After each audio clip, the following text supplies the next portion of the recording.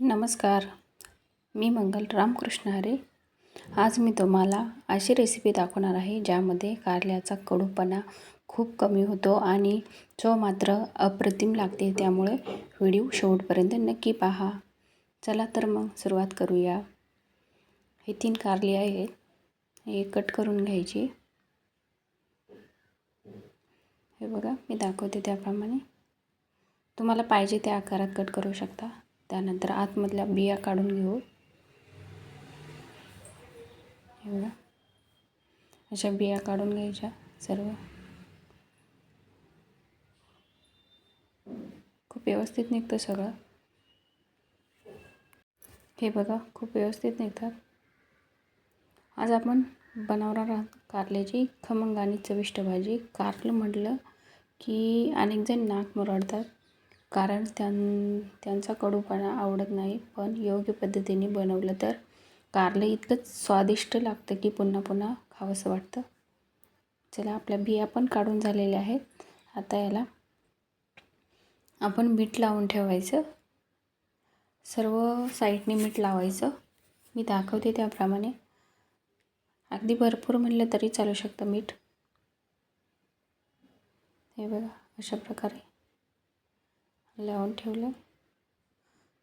तुमच्याकडे वेळ असेल तर तुम्ही साधारण अर्धा तास ठेवलं तरी चालेल किंवा लावल्यानंतर लगेच जरी केलं तरी चालतं. काही एवढं नाही. पण मीठ हे नक्कीच लावायचं. यामुळे कडूपणा खूप कमी होतो. तुम्ही म्हणजे शिजून घेतलेली कारलेत काही तर नाही, हे कच्चीच कारलेत. हे बघा आपण आता सर्व मीठ लावून ठेवलं साईडला. आता आपण याला लागणारा मसाला तयार करू. त्यासाठी मी हा शेंगदाणे भाजून कूट करून ठेवलेला आहे.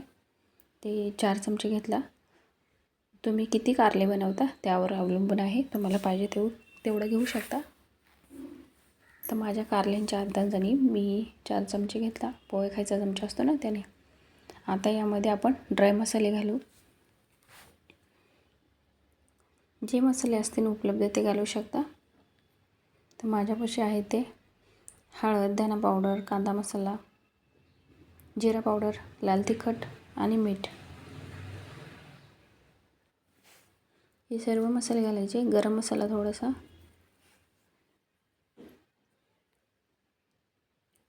हे सर्व मसाले घालून मिक्स करायचं. तुम्ही किती तिखट खाता त्यानुसार. एकदम साधी सोपी आणि सिंपल रेसिपी. खूप काही लागत नाही. आजकाल कारलं खरंच कुणी खात नाही. खाल्लं पाहिजे सर्वांनी कारलं. चवीप्रमाणे मीठ घालू. तुम्ही म्हणशाल पहिले मीठ लावून ठेवलेले त्यामुळं आता मीठ पुन्हा खा तर नाही. आपण ते स्वच्छ धुवून घेणार आहोत. त्यामुळं आपल्या चवीनुसार आपण मीठ घालून घ्यायचं. हे बघा मी दाखवते त्याप्रमाणे. आता हे सर्व आपण मिक्स करून घ्यायचं. हे ड्रायच मिक्स करायचं पहिलं सुरुवातीला, म्हणजे छान मसाले मिक्स होतात सर्व. हे बघा असं. आता यामध्ये थोडं थोडं करून पाणी घालायचं. अगदी थोडं थोडं. हे खूप काही पातळ करायचं आहे. नाही. एकदम थोडं थोडं पाणी घालायचं अंदाजाने. मी करते त्या पद्धतीने जरी केलं तरी चालेल. हे बघा थोडंसं घ्यायचं. हे बघा असं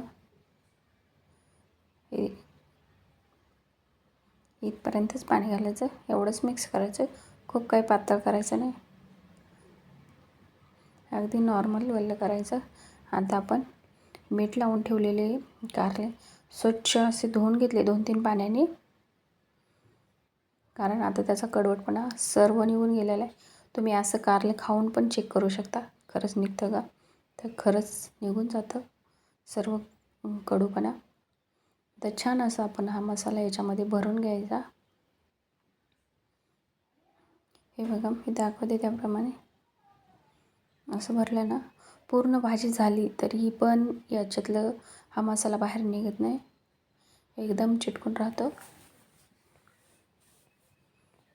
त्यामुळं असं बनवा. छान असं भरून घ्यायचं, दाबून दाबून मसाला, आणि खूप छान चव येते. आता झालं सर्व भरून आपले.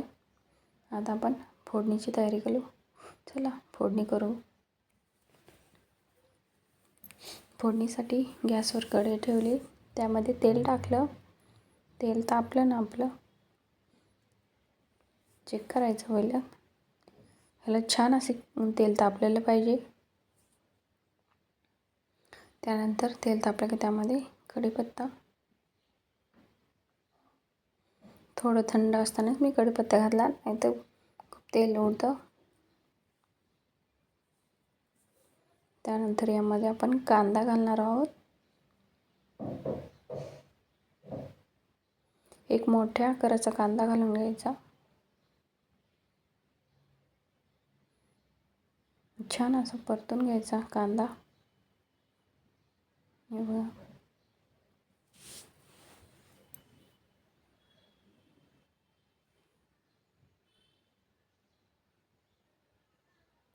छान परतून घ्यायचा आहे. त्यानंतर त्यामध्ये टोमॅटो घालायचा, कट केलेला. एक टोमॅटो कट करून घेतलेला घालून घ्या.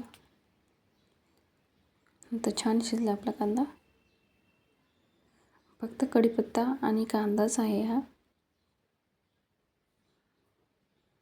आता ठेचून घेतलेला मी लसूण घालते. हा पण छान मिक्स करायचा. आणि आपला टोमॅटो पण घालून घ्यायचा. हे बघा, छान असं परतून घ्यायचं सर्व.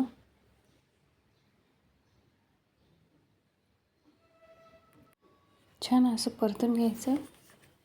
हे बघा, कारले हे आरोग्यासाठी खूप फायदेशीर आहे. यामध्ये भरपूर फायबर, व्हिटॅमिन सी आणि अँटीऑक्सिडंट असतात. त्यामुळे पचन सुधारण्यास, आरोग्य, प्रतिकारक शक्ती वाढवण्यास आणि शरीर निरोगी ठेवण्यास मदत होते. त्यामुळं नक्की कारलं खात जा. खरंच कारलं खूप कमी खातात लोक. त्यानंतर छान अशी फोडणी परतून झाल्यावर आपण भरून घेतलेले कारले घालून घ्यायचे. हे पण छान परतून घ्यायचे. हे बघा, सर्व असं परतून घ्यायचं. आता यामधला थोडासा मसाला आपला राहिलेला आहे, त्या मसाल्यामध्ये थोडं पाणी घालून मिक्स करून घ्यायचं आणि ते घालून घ्यायचं. हे बघा, मी दाखवते. थोडं पाणी घालून मिक्स करून घेतलं. आता यावर आपण झाकण ठेवून शिजवून घ्यायची कारले.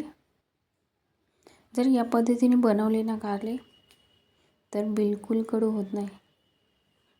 त्यामुळे एकदा नक्की ट्राय करा.